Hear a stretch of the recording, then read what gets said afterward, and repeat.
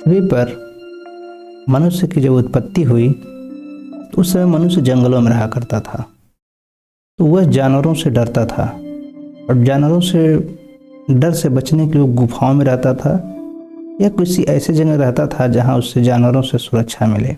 वो आग जब जलाना जान गया तो आग जलाता था अपने आवास के आसपास, जिससे उसे जानवर बच सकें। फिर जब मनुष्य की आबादी बढ़ने लगी, मनुष्य एक कबीले के फार्म में रहने लगे, एक संगठित समाज अभी शुरू तो नहीं हुआ था पर वो धीरे धीरे शुरू होने की प्रक्रिया शुरू हो गई, तो मनुष्य को मनुष्य से डरने लगा। फिर हम जानते हैं, इतिहास में पढ़ते हैं, जनपद महाजनपद बनने लगे। यानी जब राजा लोग बनना शुरू कर दिए तो एक राजा को दूसरे राजा से डर लगने लगा, एक राज्य को दूसरे राज्य से डर लगने लगा। स्थिति इतनी ज़्यादा बढ़ गई कि एक मनुष्य को एक दूसरे मनुष्य से डर कभी खत्म हुआ ही नहीं। एक बार जो डर शुरू हो गया वो आज तक खत्म न हो सका। हम जो है जब हाई स्कूल इंटरमीडिएट में एक एस्से पढ़ते थे, लिखते थे, विज्ञान वरदान या अभिशाप। अगर हम देखें एक्चुअल में विज्ञान न तो वरदान है न अभिशाप है, विज्ञान वरदान और अभिशाप है। डिपेंड करता है उसका प्रयोग कौन कैसे करता है। आज के समय एक नया समस्या जनरेट होने लगा है साइंस एंड टेक्नोलॉजी को लेकर के। साइंस एंड टेक्नोलॉजी का यूज करके लोग दूसरे के साथ मिस इन्फॉर्मेशन या गलत कंटेंट बना रहे हैं, विशेषकर पोर्नोग्राफिक कंटेंट। आजकल पोर्नोग्राफिक कंटेंट कोई व्यक्ति किसी की बना सकता है, फेक पोर्नोग्राफिक कंटेंट। ये कैसे होता है? ये होता है डीप फेक नाम के एक कॉन्सेप्ट से। एक टेक्नोलॉजी है, एक सॉफ्टवेयरिंग है, यानी कंप्यूटर साइंस में कुछ चीज़ें रिसर्च की गई जो एजुकेशन में, फिल्म प्रोडक्शन में या अन्य किसी चीज़ में उसका यूज हो सकता था बहुत अच्छे से, व्यापक तौर पर अन्य सेक्टर में, जिसका हमें बहुत ज़्यादा प्रॉफिट होता, फ़ायदा होता। लेकिन लोगों ने उसका प्रयोग करना शुरू कर दिया पोर्नोग्राफिक कंटेंट बनाने में, एक पोर्नोग्राफिक कंटेंट।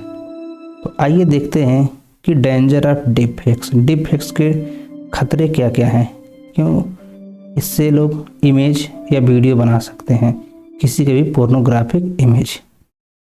हम देखते हैं हमारे सामने क्वेश्चन क्या है। पहली बात, what are the way in which artificial intelligence manipulated digital media can impact the lives of individual as well as influence the public discourse.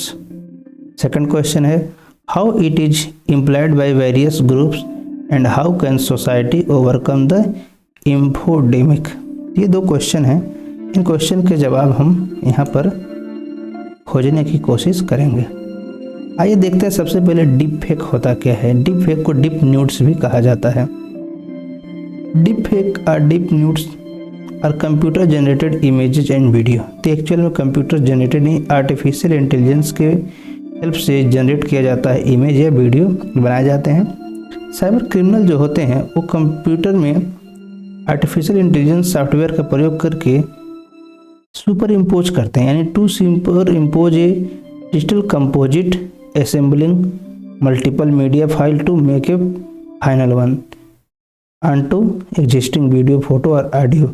करते क्या है, एक के बाद दूसरा, दूसरे के बाद तीसरा, इस तरीके से काट छांट करके किसी फोटो पर, वीडियो में या ऑडियो में भी वो काट छांट करके डिजिटल कंपोनेंट को बिल्कुल बदल देते हैं। और ऐसा होता है सुपर इम्पोजिशन की वजह से। अगर देखें तो जो आर्टिफिशियल एल्गोरिथम का भी वो लोग यूज करते हैं, using AI algorithm a person word head movement and expression are transferred onto other person in such a seamless way that it becomes difficult to tell that it is a deep fake unless one closely observe the media file. देखते हैं क्या क्या कर सकते हैं। वो person के शब्दों को बदल सकते हैं, हाथों को, पैरों को, सिर के मूवमेंट को चेंज कर सकते हैं, चेहरे के एक्सप्रेशन को वो किसी दूसरे पर्सन के इमेज पर या वीडियो पर या ऑडियो पर ट्रांसफ़र कर देंगे। इससे क्या होगा, किसी भी व्यक्ति का एक फेक वीडियो, ऑडियो या फोटोग्राफ्स जनरेट किए जा सकते हैं। Disinformation and hoaxes have evolved from mere evidence to warfare that can create social discord, increase polarization, and some cases even influence the election outcome। अब इस तरीके से क्या है, इसका जरूरी नहीं केवल पोर्नोग्राफिक कंटेंट बनाने में प्रयोग हो, इससे क्या कर सकते हैं, आतंकवाद की घटनाओं के लिए भी इसका यूज कर सकते हैं, या जो गुटबाजी करते हैं, रीजनलिज्म को, क्षेत्रीय भावनाओं को बढ़ावा देते हैं या आतंकों को बढ़ावा देते हैं, वो इसका प्रयोग पोलराइजेशन के लिए कर सकते हैं। इलेक्शन में भी इसका बहुत व्यापक स्तर पर प्रयोग किया जा सकता है, चीज़ों को काट छाँट करके या गलत तरीके से मिस इन्फॉर्मेशन या डिस इन्फॉर्मेशन के रूप में प्रस्तुत करके। Nation state actor with geopolitical aspiration, ideological believer, violent extremist and economically motivated enterprises can manipulate social media narrative with easy and unprecedented reach and scale. तो क्या कर सकते हैं, जो नेशन स्टेट एक्टर हैं, जियोपॉलिटिकल एस्पिरेंट हो, जो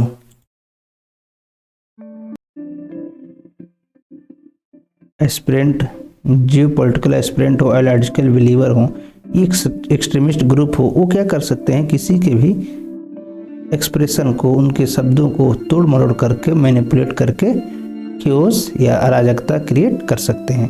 then disinformation threat has a new tool in the form of defects. Defect सबसे ज़्यादा क्या कर रहा है, वो डिस इन्फॉर्मेशन दे रहा है और इन्फॉर्मेशन को एक्चुअल में मैनिपुलेट कर दे रहा है। तो आइए देखते हैं डिफेक्ट क्या है। Defects are digital media, video, audio and images edited and manipulated using artificial intelligence. Audio, video, image को आर्टिफिशियल इंटेलिजेंस के माध्यम से मैनिपुलेट कर रहे हैं। It is basically hyper realistic digital falsification. देख रहे क्या, हाइपर रियलिस्टिक डिजिटल फॉल्सिफिकेशन। ये इतना ज़्यादा रियलिस्टिक दिखेगा कि अगर बहुत कोई क्लोजली ध्यान से ना देखे तो उसे ये रियल दिखेगा, जबकि ये क्या है, फॉल्सिफिकेशन की प्रक्रिया है। Deepfake are created to inflict harm on individual and institution. Deepfake का प्रयोग क्यों करता है कोई व्यक्ति, जैसा हम देखते हैं, कभी किसी की प्राइवेसी हनन करने के लिए, तो किसी इंडिविजुअल से उसको नुकसान पहुंचाने के लिए, किसी इंस्टीट्यूट को अगर वहाँ से कुछ ठगना हो, पैसा हड़पना हो, तो इसका भी उस इंस्टीट्यूट की इमेज को डाउन करने के लिए ऐसा किया जा सकता है, जिससे कि वो इंस्टीट्यूट डर के मारे पैसा दे दे। इस वजह से भी किए जा सकते हैं, उसको बर्बाद करने के लिए भी किया जा सकता है। Access to commodity, cloud computing, public research, artificial intelligence, algorithm and abundant data and availability of vast media have created a perfect storm of democratize the creation and manipulation of media। देख रहे हैं cloud computing, public research, जो artificial intelligence का या अन्य सारी technology का, जो कंप्यूटर साइंस टेक्नोलॉजी में इनोवेशन हो रहा है, इन्वेंशन हो रहा है, उनको मैनिपुलेट करने की प्रक्रिया भी लोग कर रहे हैं। This synthetic media content is referred as deepfake. तो जो ये सिंथेटिक मीडिया है, इसे ही डीपफेक कहा जाता है। अगर हम देखें आर्टिफिशियल इंटेलिजेंस जनरेटेड जो सिंथेटिक मीडिया है, जो डीपफेक है, अगर उसका हम बहुत अच्छा बेनिफिट लेना चाहें, सकारात्मक प्रयोग करें, तो हम जो है एक्सेसिबल बहुत सारे डाटा कर सकते हैं, education, film production, criminal forensic और आर्टिस्टिक एक्सप्रेशन में कर सकते हैं। यानी उसका पॉजिटिव यूज बहुत ही अच्छे तरीके से किया जा सकता है। लेकिन हो क्या रहा है, लोग उसका सिंथेटिक मीडिया टेक्नोलॉजी यूज कर रहे हैं और वहाँ पर एक्चुअल में वो दूसरों को एक्सप्लॉइट करने के लिए, शोषण करने के लिए प्रयोग हो रहे हैं। Deepfake can be use to damage reputation, fabricate evidence, defraud the public and undermine trust in democratic institution. Deepfake अगर देखें तो किसी को रेपुटेशन को डैमेज करना हो, या जो हमारे एविडेंस हैं उन्हें भी डिस्टर्ब किया जा सकता है। जैसे हमने कहा कि अगर इसका सही प्रयोग किया जाए तो क्रिमिनल टेक्नोलॉजी में प्रयोग किया जा सकते हैं, लेकिन यहाँ पर क्या होता है, एविडेंस को ही डैमेज कर दिया जाता है। ऐसा किया जा सकता है। All this can be achieved with fewer resources, with scale and speed and even macro targeted to galvanize support। ये सब क्या है? ये चूँकि टेक्नोलॉजी है इनका बहुत स्पीडी तरीके से एक लार्ज स्केल पर यूज कर सकते हैं। वो आर द विक्टिम, इस डीप फेक के विक्टिम कौन कौन हो रहे हैं सबसे ज़्यादा?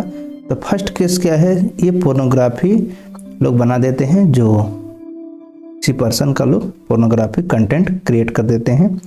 According to Sensity AI 96% of deepfake are pornographic video with over 135 million view on pornographic website alone। तो एक क्या है, एक सर्वे के अकॉर्डिंग 96% जो डीप फेक कंटेंट टेक्नोलॉजी का प्रयोग किया गया है वो पोर्नोग्राफिक वीडियो बनाने में किए गए हैं, जो कि एक वीडियो हैं और उन पर 135 मिलियन व्यू तक हैं। इन सब चीज़ों के लिए क्या करते हैं, इनका प्रयोग करते हैं, इसलिए कुछ लोग वल्नरेबल हो जाते हैं इसके खतरे के प्रति। Deep fake pornography exclusively targeted women, specially महिलाओं को टारगेट करते हैं। Pornographic deep fake can threaten, intimidate and inflict psychological harm. किसी भी पर्सन का अगर पोर्नोग्राफिक कंटेंट क्रिएट कर दिया जाएगा तो वो कितना भी किसी से कहे कोई मानने को तैयार नहीं होगा, जिससे वैसे उसको सामाजिक रूप से दबाव पड़ेगा और वो हो सकता है साइकोलॉजिकली वो बीमार हो जाए। It reduces women to sexually object, causing emotional distress and in some cases lead to financial loss and collateral consequences like job loss। ऐसा भी हो सकता है कि किसी की जो है ऐसा होने से अब उसकी समाज में क्या होगा कि स्टेटस डाउन हो जाएगा। किसी का पोर्नोग्राफिक कंटेंट बन गया, अब वो क्या करेगा, उसकी हो सकता है सामाजिक स्थिति डाउन होने वजह से इमोशनली डिस्ट्रेस हो जाए, फिर उसकी जॉब भी जा सकती है, उसके समाज में जो प्रतिष्ठा है वो खत्म हो जाएगी, क्योंकि सामाजिक प्रतिष्ठा व्यक्ति की सेक्सुअल ओरिएंटेशन से कम्प्लीटली जुड़ी हुई है। ये चीज़ एक देश में नहीं वरन संपूर्ण विश्व में व्याप्त है। Deep fake can depict a person is indulging in anti social behaviour and saying while thing that they were never did. ऐसा भी हो सकता है कि एंटी सोशल बिहेवियर किसी व्यक्ति का जो किसी उपद्रव जहाँ हो रहा हो, किसी दूसरे व्यक्ति के हटा करके किसी एक ऐसे व्यक्ति जो वहाँ पर था ही नहीं उसका वहाँ पर इमेज लगा दिया जाए, वीडियो में एडिट कर दिया जाए, या यहाँ तक कि वॉइस जनरेट कर लिया जाए और इससे साबित हो जाए कोई व्यक्ति उस दंगे में था। तो ये बड़ा समस्या क्रिएट कर देगा और जो क्रिमिनल टेक्नोलॉजी है अगर वो नहीं पकड़ पाए तो उस व्यक्ति को बहुत लंबी सजा हो जाएगी। Even if the victim couldn't debunk the fake via alibi or otherwise that fix may come too late remedy initial harm. वही हमने कहा कि वो हो सकता है बाद में प्रूफ हो जाए कोई व्यक्ति नहीं था, अगर टेक्नोलॉजी का अच्छे से प्रयोग किया जाएगा, सबूत जुटाए जाएंगे, लेकिन इस तब तक उसकी जो सम्मान समाप्त हो चुका रहेगा, फिर वो सम्मान समाज में दोबारा नहीं पा पाएगा और हो सकता है काफ़ी लंबा जेल यात्रा कर चुका हो। Deep fake can also cause short term and long term social harm and accelerate the ready declining trust in traditional media. तो ऐसा भी हो सकता है डीप फेक का लॉन्ग या शॉर्ट टर्म में इफेक्ट पड़ेगा और जो ट्रेडिशनल मीडिया है इनके ऊपर भी इफेक्ट डाला जाएगा पड़ेगा इसका, क्योंकि कुछ न कुछ इससे कंटेंट क्रिएट किए जाएंगे जो कि अगर कंटेंट रियली फेक हुआ तो उसका डैमेज बहुत ज़्यादा होगा मीडिया का। Such erosion can contribute to culture of actual relativism preying the increasing strength civil society. तो सिविल सोसाइटी में स्ट्रेंथ तो आ ही जाएगा। Deep fake could act as a powerful tool by malicious nation state to undermine public safety and create uncertainty and chaos in the targeted country. अब ऐसा भी हो सकता है कि एक कंट्री दूसरे कंट्री के ऊपर भी केओस जनरेट करने के लिए ऐसा कर सकता है, वो कुछ ऐसी चीज़ें क्रिएट कर देगा जो एक दूसरे के प्रति और भी ज़्यादा स्थिति बिगाड़ने वाला होगा। तो डीप फेक का जो है बहुत ज़्यादा बुरा असर समाज पर पड़ेगा। साथ ही साथ अगर हम डीप फेक की देखें तो इसके लिए एक बड़ा समस्या ये हो जाएगा, एक देश दूसरे देश से समस्याएं जनरेट हो जाएंगी, फिर बड़े बड़े इंस्टीट्यूट या और डिप्लोमेसी में भी ट्रस्ट डेफिसिट किया जाएगा। जो बड़े बड़े इंस्टीट्यूशन है या एक कंट्री का दूसरे कंट्री के साथ डिप्लोमेसी का मैटर होता है वो कम्प्लीटली ट्रस्ट बेस होता है। अगर ट्रस्ट रिजॉल्व नहीं होगा तो ट्रस्ट डेफिसिट क्रिएट होगी और ट्रस्ट डेफिसिट क्रिएट होने से वहाँ पर रिश्ते बिगड़ जाएंगे। तो डीप फेक का ये बहुत बड़ा खतरा है। अगर डीप फेक का इसके अलावा अगर हम देखें किसी टेररिस्ट के पास ये टेक्नोलॉजी पहुँच गई तो बहुत सारी चीज़ें वो अपने पक्ष में कर लेगा। वीडियो ऑडियो या इमेज के माध्यम से कुछ ऐसी चीज़ें जनरेट कर देगा जिससे उसके जो सपोर्टर हैं उन्हें लगेगा कि ये सच में ऐसा हमारे साथ अन्याय हो रहा है और वो सब फिर आतंकवाद को और ज़्यादा प्रमोट करने लगेंगे। तो ये बहुत बड़ा खतरा है। आतंकवादियों के अगर हाथ में ये टेक्नोलॉजी पहुंच गई तो पूरे विश्व को बहुत ही बड़ा हानि हो सकती है।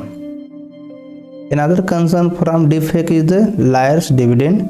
An undesirable truth is dismissed as deepfake or fake news.